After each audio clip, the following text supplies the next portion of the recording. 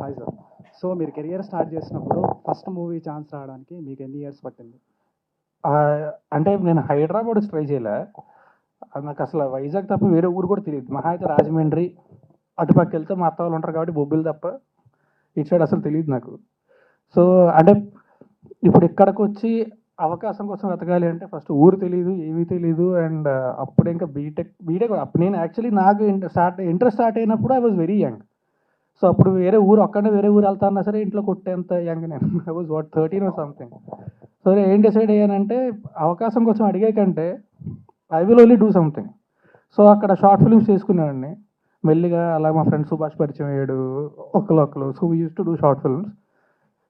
ఒకటే ఉద్దేశం ఏంటంటే ఎవరో ఒకరు గుర్తుపట్టి పిలిచే వరకు చేస్తూనే ఉంటాం, షార్ట్ ఫిల్మ్స్ చేస్తూనే ఉన్నాం.